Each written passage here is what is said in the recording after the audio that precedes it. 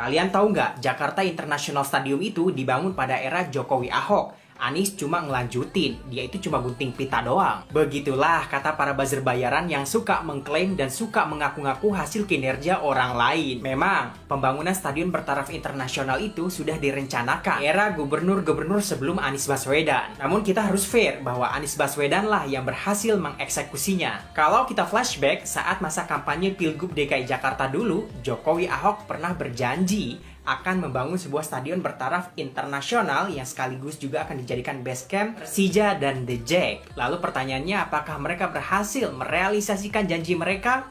Faktanya tidak. Karena sampai mereka lengser dari jabatan mereka sebagai Gubernur DKI Jakarta, stadion bertaraf internasional yang mereka janjikan itu masih nol. Alasannya bukan karena Jokowi keburu jadi presiden ataupun Ahok keburu dipenjara, melainkan pembangunan stadion pada era mereka mengalami kendala yang masih belum terselesaikan. Pada tahun 2016 saja, lokasi JIS itu masih berupa lahan kosong, lahan yang cuma dijadikan pembuangan sampah, bahkan sampahnya aja udah sampai menggunung. Tanah tersebut masih menjadi sengketa antara warga dan perusahaan, masih menjadi rebutan banyak pihak. Dan berikut adalah buktinya. Terus ya faktanya begini, memang tidak terurus. Jadi ya kenyataannya begini, jadi pembuangan sampah adanya.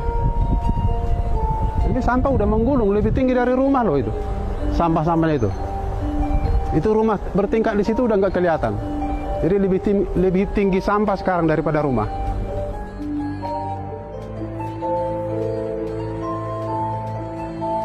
Iya. Waktu Jokowi jadi gubernur, Jokowi sendiri sudah turun ke lokasi ini, sudah bikin tiang pancang di sini untuk bangunan itu, bangunan stadion internasional katanya.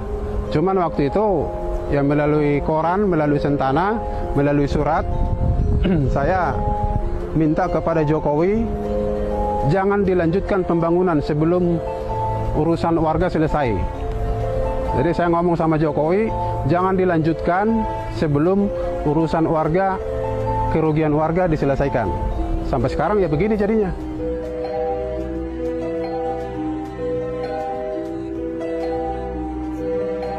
Dan saat Anies menjabat sebagai Gubernur DKI Jakarta, Anies hadir untuk menyelesaikan semua permasalahan itu, untuk menyelesaikan semua sengketa lahan di wilayah JIS saat ini. Hingga akhirnya Jakarta International Stadium berdiri kokoh dan megah. Lantas kemudian bagaimanakah nasib warga yang terdampak pembangunan Jakarta International Stadium ini? Apakah mereka terlantar? Ataukah mereka terlunta-lunta? Tentu tidak, karena mereka, warga yang terdampak pembangunan JIS ini akan dibangunkan Kampung Susun Bayam, dan pembangunan ini ditargetkan selesai pada September 2022. Anies tidak menggusur warga sekitar secara brutal. Anies justru memberikan kehidupan yang lebih baik bagi warga di sekitar sehingga mereka dapat hidup berdampingan dengan Jakarta International Stadium dan mereka masih tetap bisa melakukan pekerjaan mereka sebagai petani perkotaan. Inilah bukti bahwa Anies membangun untuk memfasilitasi semua warga sehingga warga mendapatkan penghidupan dan kesempatan yang sama. Inilah yang dinamakan keadilan sosial, kesetaraan manusia. Di sisi lain, tentu kita juga harus tetap mengapresiasi kinerja para gubernur-gubernur DKI Jakarta sebelum Anies Baswedan.